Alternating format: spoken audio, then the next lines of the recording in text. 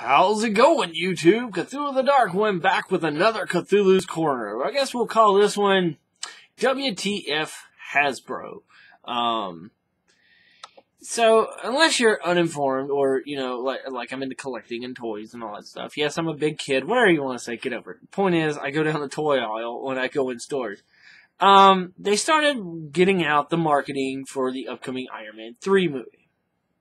And, they're shit. I'm sorry. In case you don't know, they're 3 3/4 inch figures.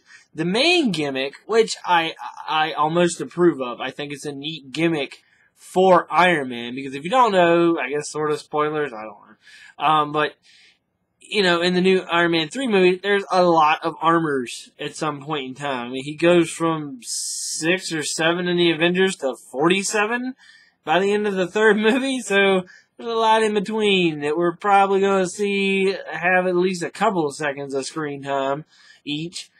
So anyway, the main gimmick is they're called assemblers. And basically what it is you can pull the arms and legs and head off and reassemble them with, you know, like you buy 2 of them and you can mix and match. Pretty neat idea. Make your own Iron Man suit. I'm not necessarily, that's a neat gimmick. My biggest problem comes in the fact, like I said, at 3 3/4 inch, whatever, scales, you know, whatever. I do prefer larger figures, just because they look better in a display. It's the fact that these things are fucking Happy Meal toys in paint apps, in detail, and in articulation, most and foremost. Like, I could honestly get behind these things if they were just articulated. Now, if you're not familiar, it's not like this is Hasbro's first time to the dance with 3 3/4 inch figures. They have done, and are still doing, a line called Marvel Universe. I just happen to have Iron Patriot here with me. Now, in the Marvel Universe line, 3 3/4 inch, doesn't come apart so you can't mix and match, at least not on purpose. But, the point is, you know, same price range, roundabout, for a Marvel Universe to a Iron Man 3 assemblers. Except, with Iron Man 3, here's what you miss. You take about half the paint off of this, and he would probably just be red and blue, and maybe some white, just to, you know, to get the main idea of what the armor looked like. You get rid of the ankle joint, you get rid of the knee joint, you get rid of the wrist joint, you get rid of the elbow joint, and all you have is, and, you know, waist and or any type of body joint. I'll just say that, you know, since some Marvel Universe have a waist joint and some have this kind of Abby Crunch thing going on. But the point is, you lose all that articulation. So like I said, you're left with something that honestly strikes me as a Happy Meal toy. It only moves at the shoulders, you know, like, you know, rotate around. Of course, it moves at the head, you know, rotate around. Doesn't look up or down. Well, yeah, mine are great, but still, you know, this one does. So, just saying. And then it has a hip joint, you know, in and out. Not out, not just back and forward. No knee, no ankle. So you're losing half the joints for the same price. And like I said, the paint and the detail on them, it's just enough. And again, what also really makes me mad is, you know, like I said, in the movie, there's going to be a lot of armors. So there is an excuse to have a lot of little armors, which I'm okay with. It makes sense from a marketing standpoint. It also makes sense from a marketing standpoint. If you don't recall, when Iron Man 2 came out, they had essentially 3 lines of toys. They were 3 3/4 inch, you know, 5 inch for like the big guys, or 4 inch or 5 inch for the big guys like Ironmonger or something like that. But fundamentally, the base scale was 3 3/4 inch. And we had the movie series, we had the comic series, and we had the concept series. And basically this was like, has it ever even been thought of to be an Iron Man armor? Let's make a toy of it. Which I'm all for, because I'm a big fan of Iron Man, I'm a big fan of different suits. That's just me personally. It went over decently well. Towards the end of it, it kind of got mudded down because they were doing a lot of repaints, not different molds, you know. I get it, you know, save a little bit of money here and there, but, you know, if you're gonna make a bunch of different armors, make a bunch of different armors. But anyway, they had elbows, wrists, you know, knee, they had all the articulation of Marvel Universe. So, but that was with Iron Man 2, which only had 3 suits of armor in it? And now we have Iron Man 3, which has the best legit reason to have multiple armors in a toy line, and they just completely fuck it up. Now, don't get me wrong, I'm glad they didn't just go and re-release everything.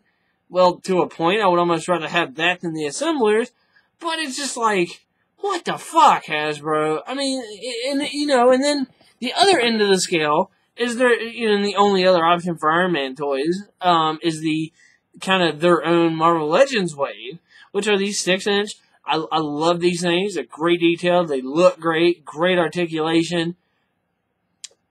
15 plus. And I know I'm out of a job. I know I'm kind of broke.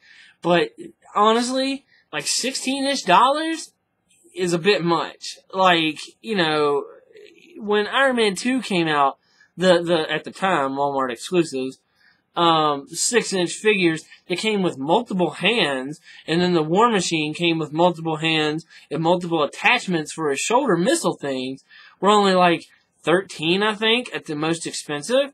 So yeah, it's only $2, but no extra hands. The only accessory you get is pieces for an ironmonger, and that's, I've heard that argument. Well, you're ultimately paying for another toy. Well, okay, yeah, technically you are, but no, because if you're not going to buy into the whole line, you're shit out of luck. And then in that, well, okay, we'll get, this scale of figure Iron Man armors. Okay, that's cool. Well, here's what we get. We do get this Bleeding Edge, which has never been released in this size, so that's pretty cool. We get an Iron Patriot, which is pretty cool because it hasn't been released in that size, but technically that's not even Stark in the armor. I mean, I'm a fan of the armor, so I'm not griping too much. It's good to have a big one of it. And then we get the kind of classic. I'll grab it real quick. It's right here. We get the classic kind of golden age. This is what he went to when he first went red and gold armor. Now, if you don't know, in Marvel Legends, this is about, the 4th time this figure, or this style of armor has been released in this line. So yeah.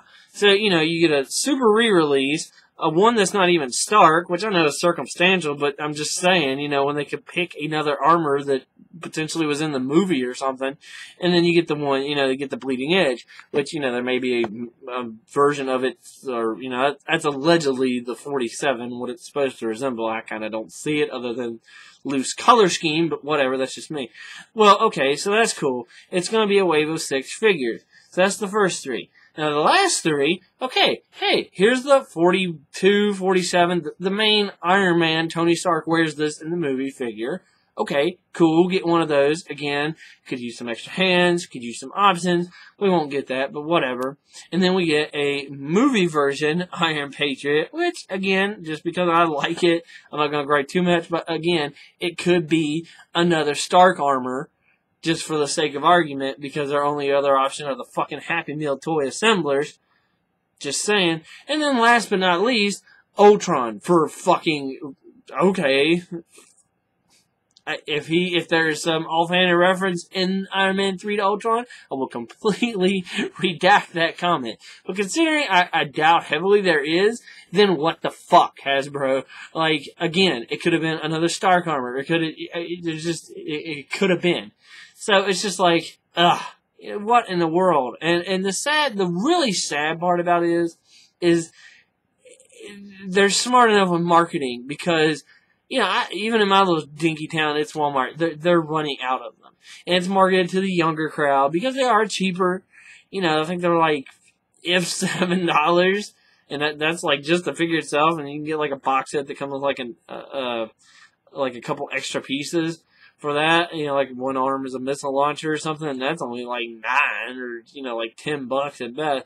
So they're cheap, they're small, and they're great for little kids, which I can appreciate. Market it to, appropriate age groups. But don't forget about us big kids, so it's like now we're looking at options for decent Iron Man toy options. It's either the Marvel Legends, that are what I consider overpriced, or you go the extreme route of the Hot Toys, which aren't necessarily overpriced, but you're looking at about $400, $500 for each of them. So, I don't know. What do you think? That's my big question. Do you think the new assemblers are a load of crap? Do you think it's a good idea? Do you think it's smart marketing? Do you think they should have gone back and made a bunch of armors that we'll probably see in the movie? What do you think? Well, let me know in the comments below. And until next time, I'll see you in the corner. Even though I'm not technically in a corner. Well, you get the point.